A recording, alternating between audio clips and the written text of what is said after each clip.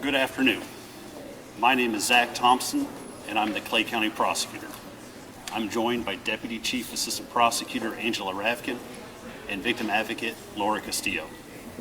Today, the defendant, Andrew Lester, entered a guilty plea to the charge of assault in the second degree pursuant to a plea agreement with the state. Assault in the second degree is a D felony with a range of punishment between 1 day and 7 years incarceration, or a fine of up to $10,000, or a combination of fine and incarceration. The plea agreement was reached after a thorough review of the facts of the case, all relevant laws, and after consultation with Mr. Yarl and his family. Throughout this process, our office has maintained regular and respectful communication with Mr. Yarl and his family, and they support this resolution. As part of the plea agreement, the state will be requesting a sentence of 5 years incarceration, and the defendant is free to request any sentence within the range of punishment. We recognize the trauma caused to Mr. Yarl, his family, and the community due to the tragic incident that occurred on April 13th, 2023.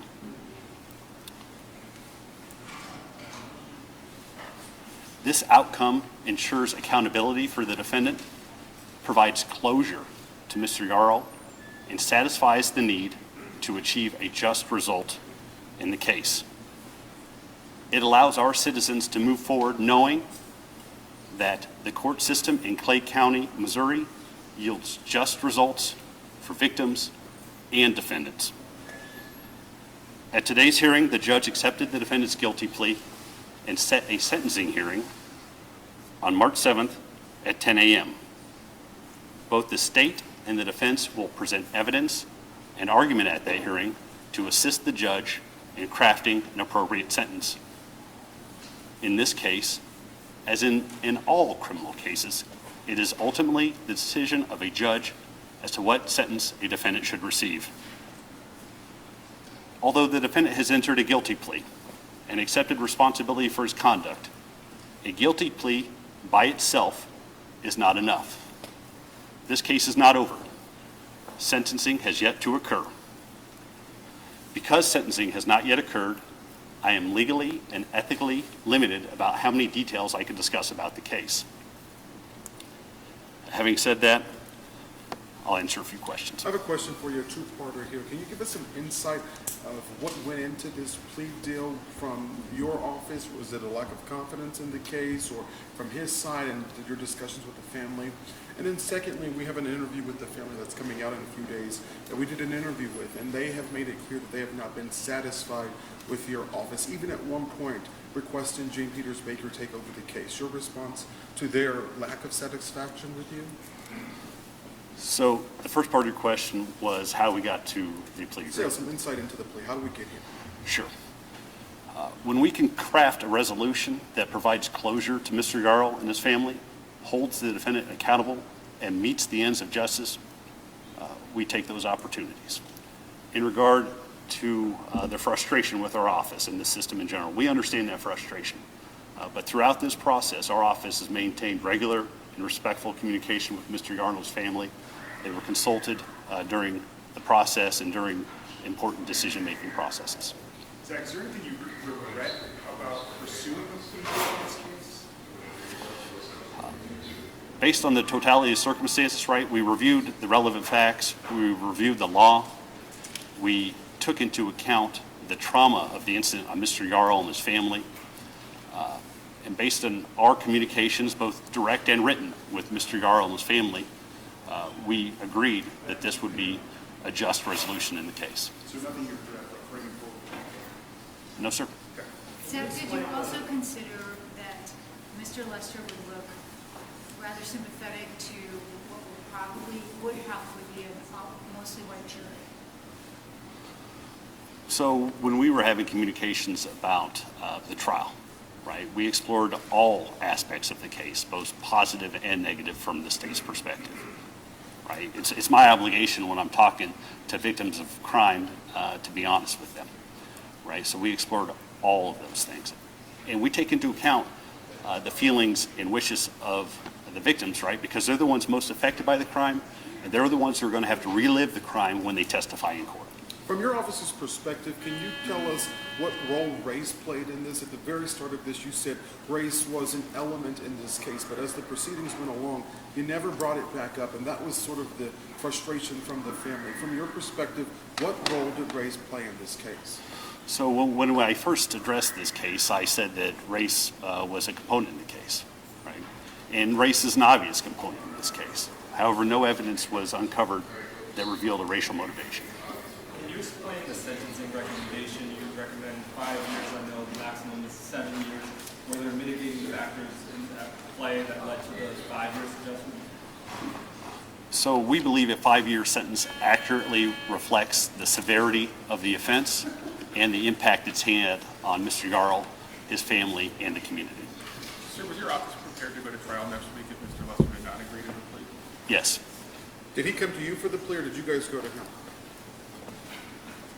The plea negotiation process is a back and forth, right? So the defense requested a plea offer from the state, and as a result of that, we had thorough and complete conversations with Mr. Yarl's family about what that would look like. What's the lasting message you want from your office to Ralph Yarl's family? So here's the message to Mr. Yarl, his family, and all of Clay County, that we all enjoy equal protection under the law, and we all are also held accountable to the same standards under the law, right? And in this courthouse, it doesn't matter, right? It doesn't matter the color of your skin. It doesn't matter how much money you have, who your friends are. We are all held equally to account in this courthouse. If the Is judge does second not degree sentence him assault to... justice? I know the family says they're seeking justice. Would you say that second degree assault is that? Well, so I agree with the family when they say a plea by itself is not enough, right? Justice is the victim having their voice heard. It's presenting evidence to the court and having a just sentence rendered, right? So the entire process is justice. This is an important next step in that process, but the process is not yet complete.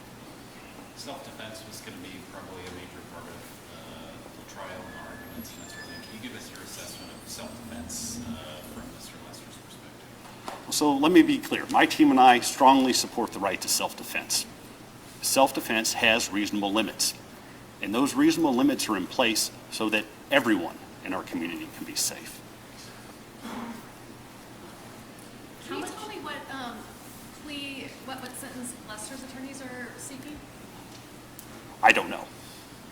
Right? That'll be something they argue at the sentencing hearing. If he doesn't get 5 years behind bars, is that not justice in your viewpoint? So we believe a 5-year sentence is appropriate. Right? That's what we will argue for from the court, and we will present evidence and bolster that argument with evidence and facts that we believe the judge should take into account when we're making that argument. What legal evidence would constitute racial motivation? I'm not sure I understand the question. So when you say, this crime might have been racially motivated, is there any legal evidence for that? Well, so I want to be clear in my statement. I said there was a racial component to the case. There was an obvious racial component to the case. However, there was no evidence of racial motivation in the case. So there is not evidence of that in this case. Do you believe if Ralph Yarl was a white teenager, the same outcome would have happened?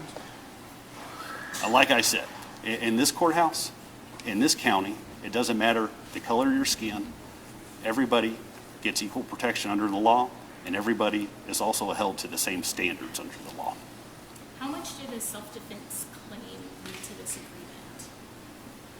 Well, self-defense was obviously going to be an issue in the case, right?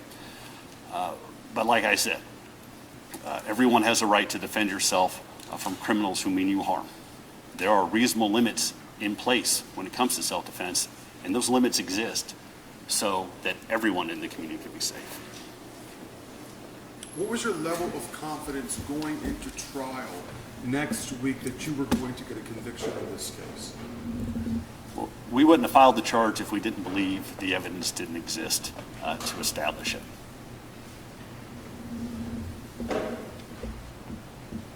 If there aren't any more questions. To be clear, what possible sentence? Is the sentencing range 1 year to 7 years?